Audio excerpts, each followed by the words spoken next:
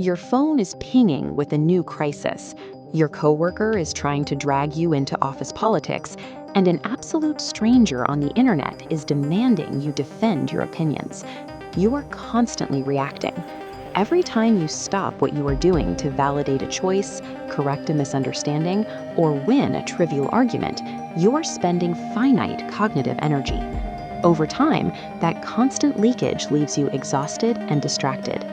Thousands of years ago, the ancient Indian strategist Chanakya identified this exact problem. He wrote that engaging with fools and critics is a strategic error. He understood that whoever controls your attention controls your life. To counter this, we can deploy silence as a tactical asset. By choosing where to spend your presence, you stop letting external noise dictate your mental state. We are taking 8 of Chanakya's ancient rules and breaking them down into a modern manual designed to help you navigate and neutralize toxic environments. Mastering this skill stops the energy bleed. It keeps your internal priorities intact while the world remains loud and distracted. The first tactic is mind control. You cannot pave the entire world with leather to protect your feet, but you can wear shoes.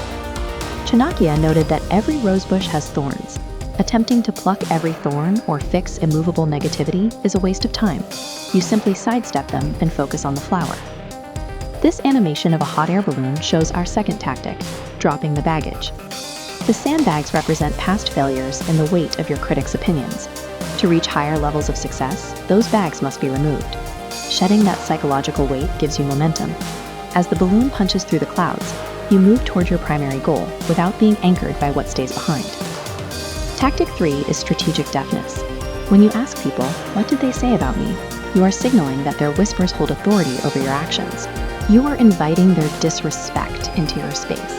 Establishing a strict filter on the information and opinions you allow into your brain is the baseline for building personal power. Tactic 4, the power of no. If you are always the most flexible person in the room, you become the first person exploited to solve someone else's problem. Maintaining a perpetual nice guy persona trains others to consume your time. Tactic 5 is to end the cycle of explanation. Explaining your personal choices to people who doubt you is a form of seeking their validation. You are placing them in the judge's seat. There is an ancient Sanskrit maxim, Maunam Sarvartha Sadhanam. It means silence is the instrument to achieve all ends. When you meet an accusation with absolute silence, you create a vacuum. Instead of interrogating your choices, the other person is often forced to sit in the quiet and doubt their own.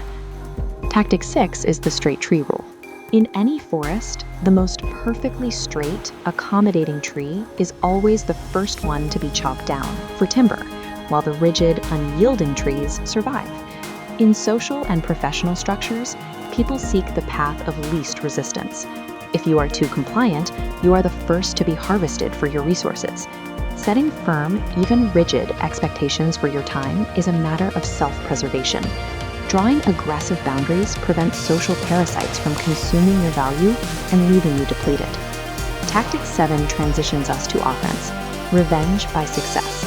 Undeniable material growth and personal stability are the only forms of retribution that actually matter. A sharp verbal comeback feels good for a moment, but it changes nothing.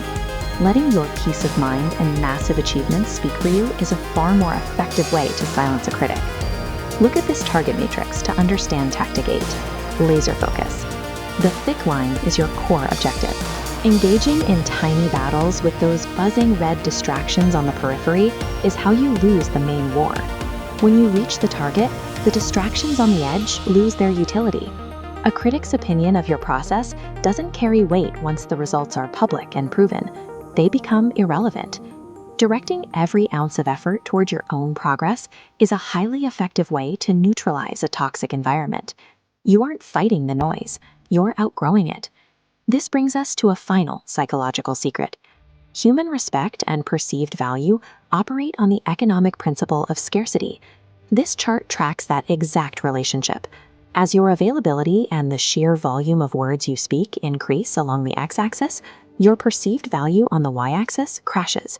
Constantly arguing and over-explaining dilutes your worth. It's social inflation. Weaponized silence works like a luxury brand releasing a limited edition. By restricting your reactions and words, your presence and your time become more valuable. You stop being a reactive character in other people's drama and become the director of your own life. When someone tries to pull you into an argument, offer a polite smile, give them 0 words, and get back to building your empire. True power is not measured by how loud you shout, but by how effortlessly you can ignore the noise. Hit the like button, subscribe for more strategies, and I'll see you in the next one.